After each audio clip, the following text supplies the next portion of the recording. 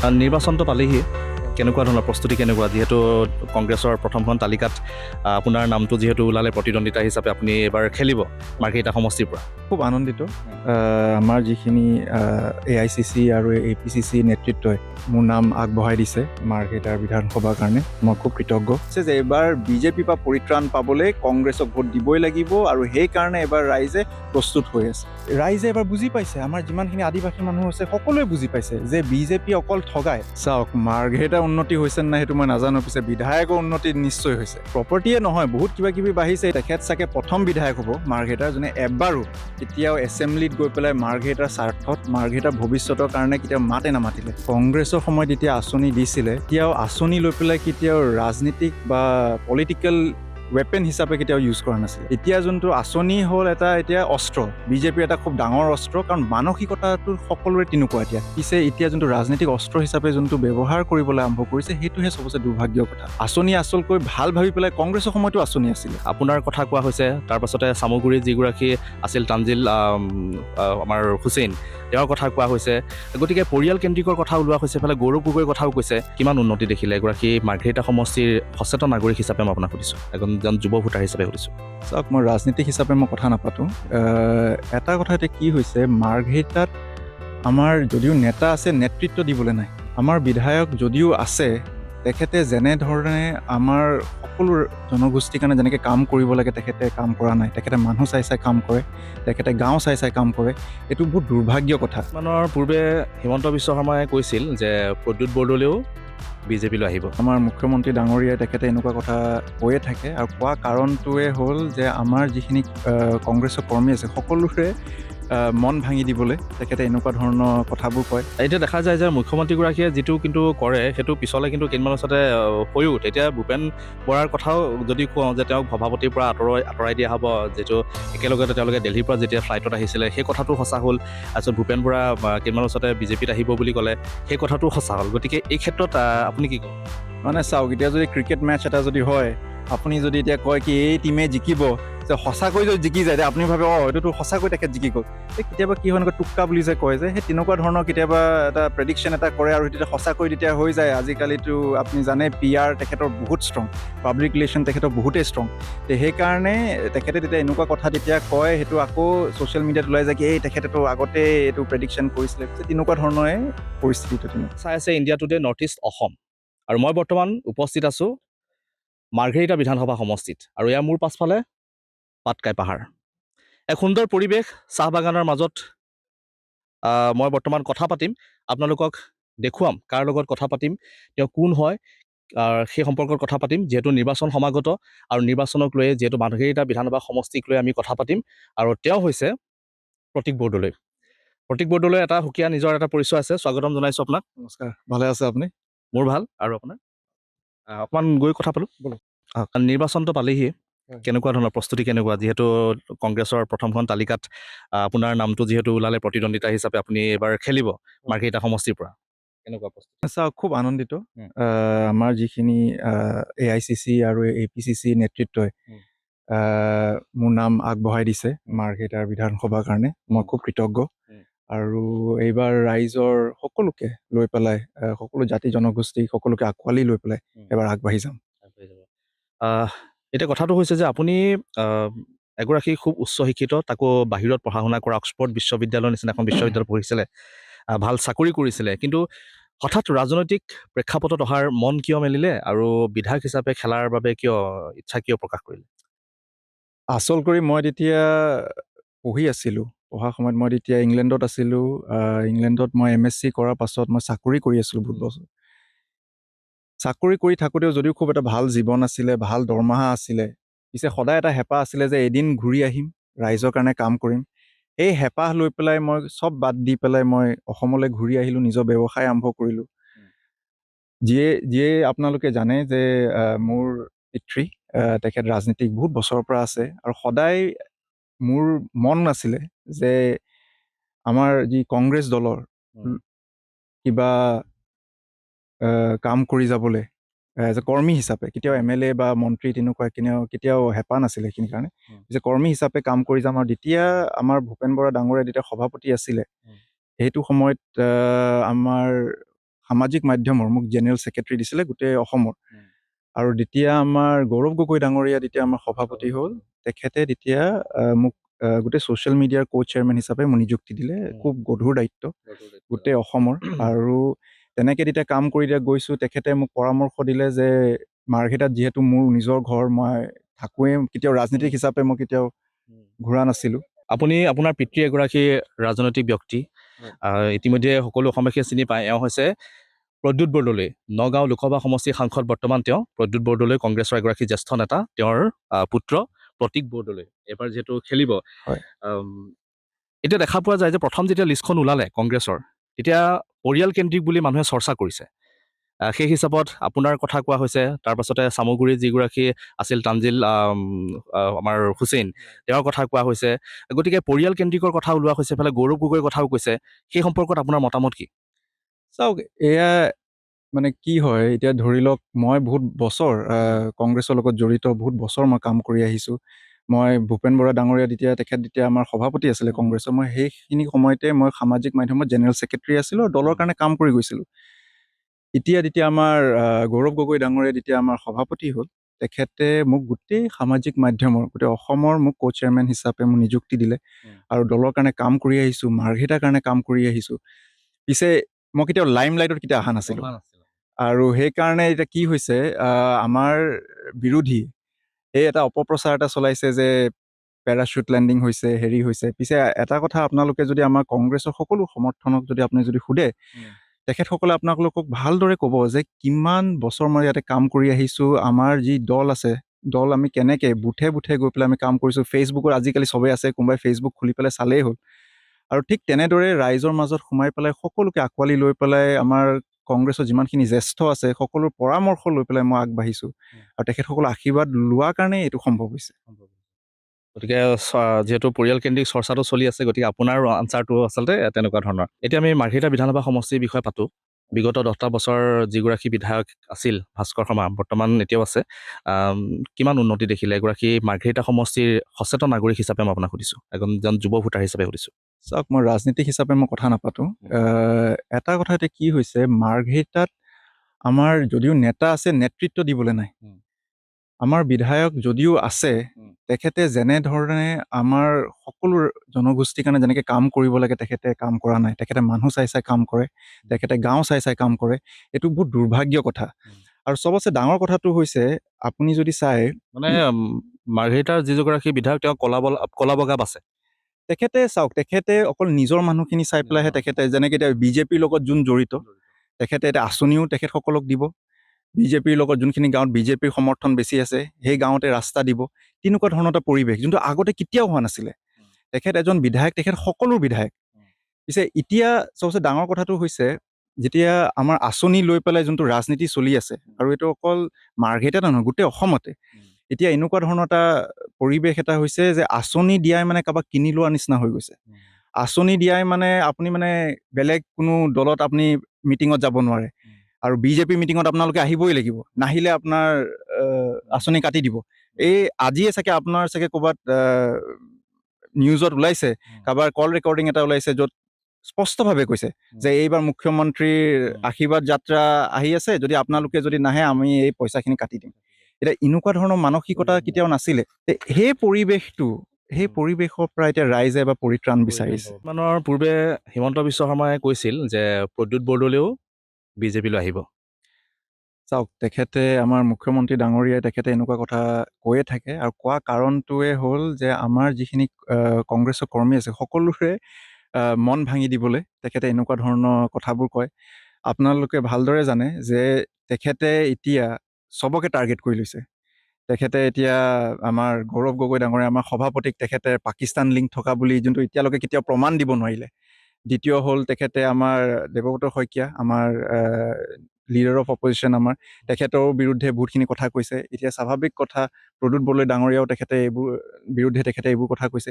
তেখেতে কথাবোৰ কৈ গৈ থাকিব। পিছে এটা কথা ঠিক, ৰাইজে এইটো গ্ৰহণ নকৰে, কাৰণ তেখেতৰ মন্তব্য আজি যদি এতিয়া কিবা যদি কৈছে 2 ঘণ্টাৰ পাছত আকৌ সলনি কৰি দিয়ে। সেইকাৰণে সেই বস্তুটো কোনো আজিকালি চিৰিয়াছলি নলয়।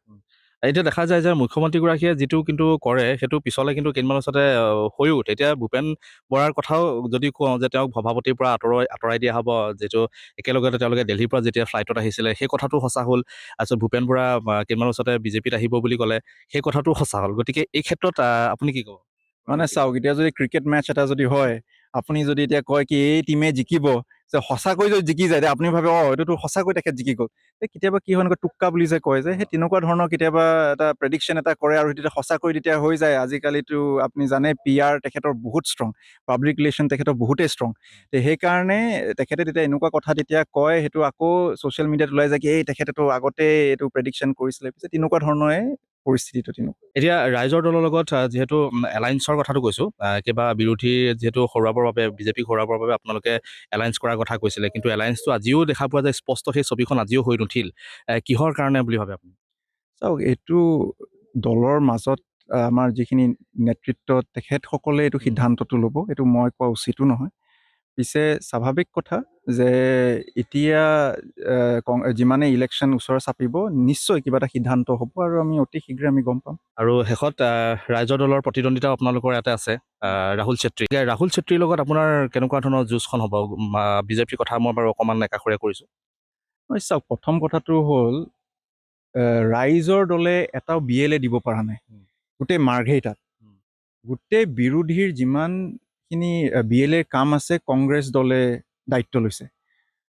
এইটোতে আপোনালোকে স্পষ্টভাৱে আপোনালোকে জানিব পাৰে যে এবাৰ মাৰ্ঘেৰিটাত যদি কাৰোবাৰ যদি বুথ আছে, কাৰোবাৰ যদি মণ্ডল আছে, সঁচাকৈ যদি সংগঠন যদি আছে, অকল কংগ্ৰেছৰে আছে। আৰু আজিৰ দিনত এটা কথা চবেই জানে যে ৰাইজৰ দল কোনো ফেক্টৰ নহয়, না বিজেপিয়ে তেখেতসকলক ফেক্টৰ ভাবে, আমি নাভাবোৱেই। তেখেতসকলৰ তেখেতসকল দলীয় যিখিনি কাম আছে তেখেতসকলে কৰি থাকক, আমিতো তেখেতসকলক সমালোচনা কৰে, তেখেতসকলেতো আমাকে সমালোচনা কৰে। যে এইটোৱে গম পায় যে তেখেত কাৰ লগত আছে। সমগ্ৰ ৰাজ্যত এতিয়া ড্ৰাগছৰ অবাধ প্ৰচলন, অপৰাধজনিত ঘটনা। ঠিক তেনেকৈ মাৰ্ঘেৰিটাতো আমি কিছুদিন পূৰ্বে আপোনাৰ এটা ভিডিঅ' পাইছিলোঁ, আপুনি এটা ভিডিঅ' শ্বেয়াৰ কৰিছিলে ছ'চিয়েল মিডিয়াত, ড্ৰাগছ লৈ থকা মাৰ্ঘেৰিটা সমষ্টিতে। সেইবোৰ এতিয়া বৰ্তমান কেনেকুৱা ধৰণৰ পৰ্যায়ত আছে, আপুনি কি দেখিছে? যোনদিনা ভিডিঅ' আপলোড কৰা গৈছে সেইদিনা খুব ভাইৰেল হ'ল আৰু গোটেই অসমে কথা পাতিছে আৰু গোটেই নিউজতো ওলাইছে, সকলো নিউজত ওলাইছে। পিছে মাৰ্ঘেৰিটাৰ আমাৰ বিধায়কে এবাৰো ড্ৰাগছৰ বিৰুদ্ধে মাত নামাতিলে। সেইদিনা আমাৰ প্ৰশাসন, পুলিচে চবে উঠি পৰি লাগিলে।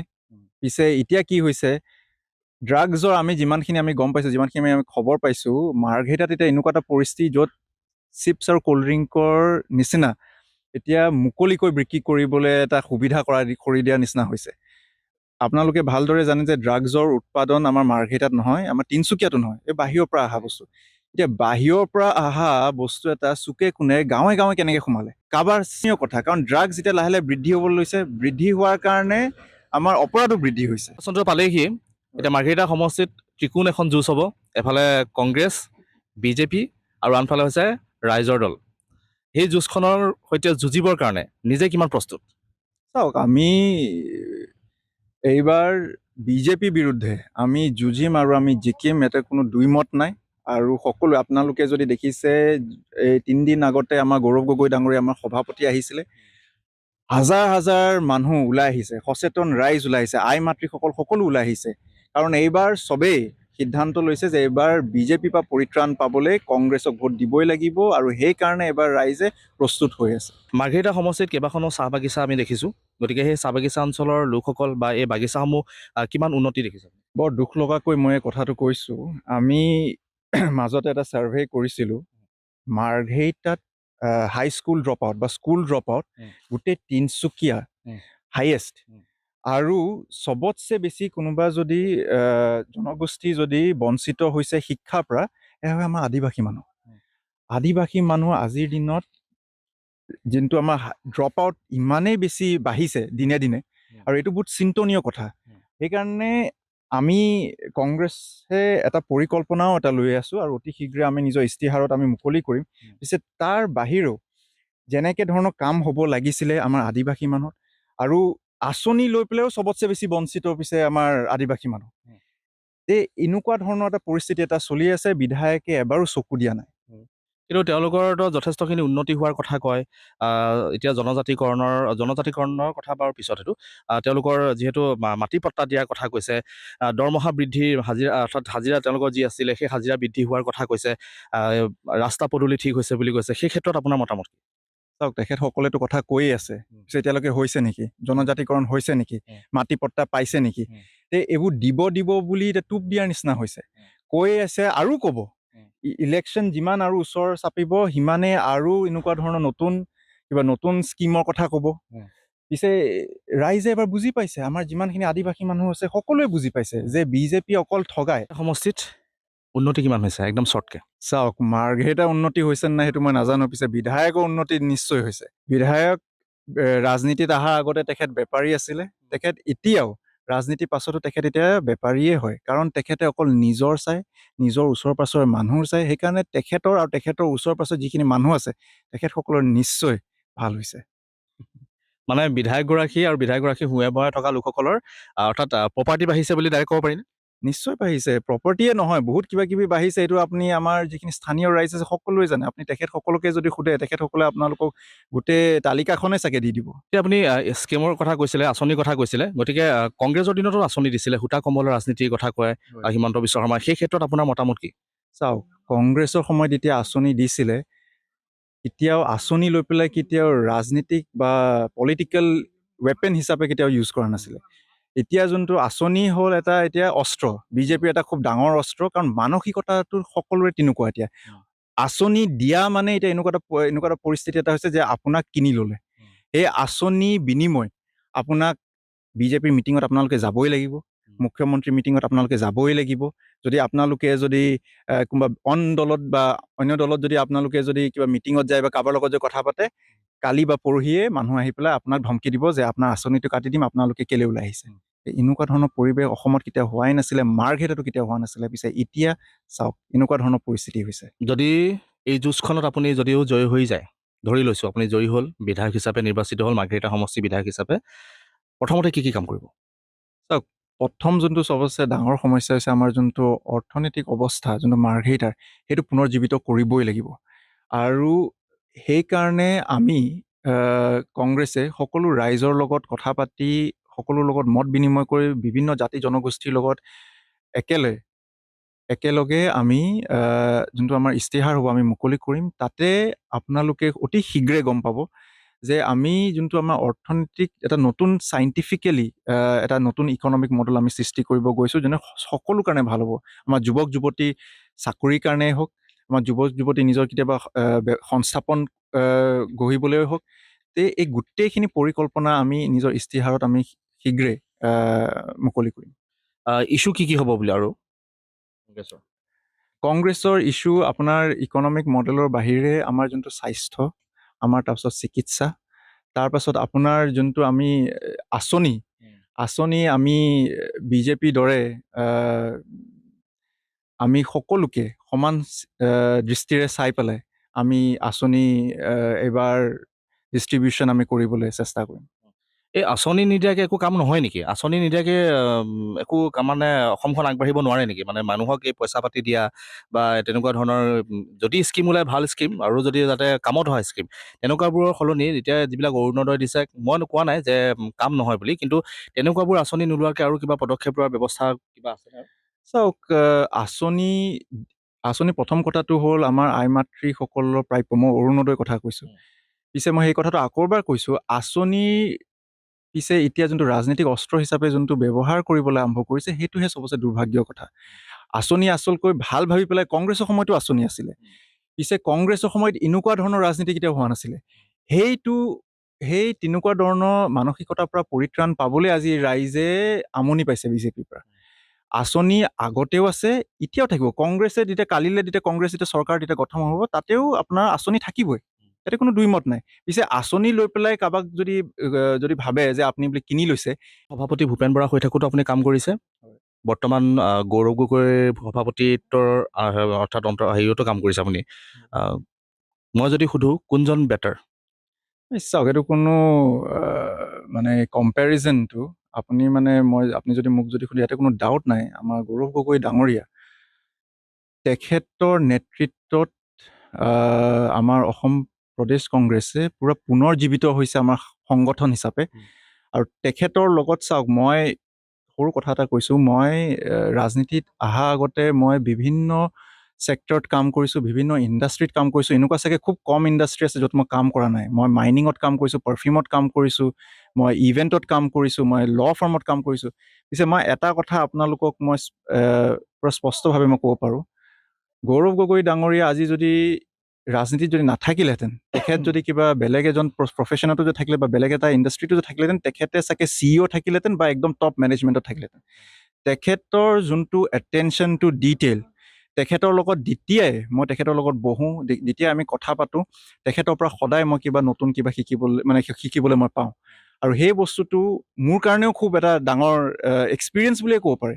কাৰণ মই তেখেতৰ লগত যেতিয়াই আমি কথা পাতোঁ, আমি চব কথা পাতিব পাৰোঁ। আপুনি AI টেকন'লজিৰ পৰা লৈ আমি পূৰা গ্ৰাম্য অৰ্থনীতিৰ পৰা লৈ আপোনালোকে চব কথা পাতিব পাৰে। আৰু তেখেতে বহুত দখল আছে, তেখেতে খুব ভাল ৰিচাৰ্চ কৰে, তেখেতে জানে কোনখিনি কথা কি। আৰু এইটো মোৰ মতে এজন পলিটিচিয়ানত থকা এই গুণটো বহুত এটা ডাঙৰ গুণ। আৰু দেখা পোৱা যায় যে গৌৰৱ গগৈৰ সভাপতি হোৱাৰ পাছতে লাহে লাহে কিন্তু কংগ্ৰেছ ত্যাগ কৰাৰ লোকৰ সংখ্যা বাঢ়িছে। তেনেস্থলত এতিয়া কংগ্ৰেছ দল বিজেপিৰ বিৰুদ্ধে যুঁজিবৰ কাৰণে কিমান সাজু হৈছে বুলি ভাবে? চাওক, কি হয়, যেতিয়া এটা দল খুব ভাল কৰিবলৈ আৰম্ভ কৰে আৰু বহুতখিনি মানুহ জইন কৰে, যে স্বাভাৱিক কথা, কেতিয়াবা কি হয়, বিজেপিও মানুহবোৰক টানিবলৈ খুব চেষ্টা কৰে। মই অসমটো বাদেই দিয়ক, আমাৰ মাৰ্ঘেৰিটাতো সেইটো হৈছে।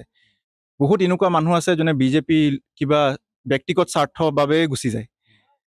এতিয়া কথাটো এইটো হৈছে, যিহেতু নিৰ্বাচন আহিছে, চবেই উঠি আহিছে, আমাৰ যিমানখিনি সচেতন ৰাইজে এবাৰ কংগ্ৰেছক সমৰ্থন কৰিবলৈ ওলাই আহিছে, এয়াই প্ৰমাণ যে এইবাৰ কংগ্ৰেছৰ নেতৃত্বত এবাৰ যে চৰকাৰ হ'ব গৈ আছে, এয়াই প্ৰমাণ। এগৰাকী ৰাজনীতিবিদ, গতিকে পিতৃৰ আদৰ্শ কিমান অনুকৰণ কৰে, কোনবোৰ আদৰ্শ ভাল লাগে? চাওক, কেতিয়াবা সমালোচনাৰ সন্মুখীন হৈছেনে আপুনি? সদায় হয়, সদায় হয়। পিছে তেখেতৰ পৰা মই প্ৰতিদিনে শিকিবলৈ চেষ্টা কৰোঁ। আৰু তেখেতে মোক এটা কথা সদায় কয় যে, যিহেতু মই তেখেতক কেতিয়াও কোৱা নাছিলোঁ মই ৰাজনীতিত আহিম বুলি, না মই তেখেতক কেতিয়াবা কৈছিলোঁ যে মই মাৰ্ঘেৰিটাৰ পৰা কেতিয়াবা টিকেট বিচাৰিম বুলি। এনেকুৱা কেতিয়াও আমি চাগে কেতিয়াও বহি পেলাই কেতিয়াও কথাই পতা নাই। মই সদায় নিজৰ ভৰিত মই নিজে থিয় দিম বুলিহে মই নিজে ওলাই আহিছোঁ, নিজে কাম কৰিছোঁ। আপোনালোকে যদি ভালদৰে জানে, মাৰ্ঘেৰিটাত মই ইমান দিন মই কাম কৰি আছোঁ, ইমান মাহ কাম কৰিছোঁ, আমাৰ পঞ্চায়তৰ পৰা মই লাগি আছোঁ। মোৰ পিতৃ চাগে খুব বেছি 2বাৰ বা 3বাৰহে আহিছে মাৰ্ঘেৰিটাত তেনেকৈ কেম্পেইন কৰিবলৈ। আৰু তেখেত যদিও 3 নে 4বাৰে আহিছে, তেখেতে জানে যে তেখেতেও বিচাৰে যে মই নিজৰ ভৰিত দি নিজেই থিয় হোৱাটো তেখেতে বিচাৰে। সেইকাৰণে মই দিনে ৰাতি মই লাগি আছোঁ। মই ৰাইজৰ লগত মই যিমান পাৰোঁ, মই সকলো জাতি জনগোষ্ঠী সকলোকে আঁকোৱালি লৈ পেলাই কেনেকৈ আগবাঢ়িব, সেইকাৰণে এই বস্তুটো যদিও মোক পিতৃয়ে কেতিয়াও তেনেকৈ কোৱা নাই, পিছে ধৈৰ্যৰ শক্তি আৰু সকলোকে একেলগে লৈ পেলাই ৰাজধৰ্ম যোনটো কয়, সেইটো চাগে মই তেখেতক চাই শিকিছোঁ। মই সংগঠনৰ কেইবাগৰাকীৰ লগত পাতিছিলোঁ। তেওঁলোকে কৈছে যে ভাস্কৰ শৰ্মাই সদনত কেতিয়াও মাৰ্ঘেৰিটা সমষ্টিৰ বিষয়ে উত্থাপন নকৰে বা কোনো মাত নামাতে বুলি কৈছে। আপুনি কি ক'ব? এইটোতো বৰ দুৰ্ভাগ্য কথা, এইটো আৰু সঁচা কথা। আপুনি জানে, তেখেত চাগে প্ৰথম বিধায়ক হ'ব মাৰ্ঘেৰিটাৰ যোনে এবাৰো কেতিয়াও এছেম্বলিত গৈ পেলাই মাৰ্ঘেৰিটাৰ স্বাৰ্থত, মাৰ্ঘেৰিটাৰ ভৱিষ্যতৰ কাৰণে কেতিয়াও মাতে নামাতিলে। তেখেতে যেতিয়া এবাৰ এই প্ৰশ্নটো এতিয়া কৰা গৈছিলে, আপুনি চাওক, তেখেতৰ উত্তৰ আছিলে যে মাৰ্ঘেৰিটাই গোটেইখিনি পায়েই আছে যি পাব লাগে।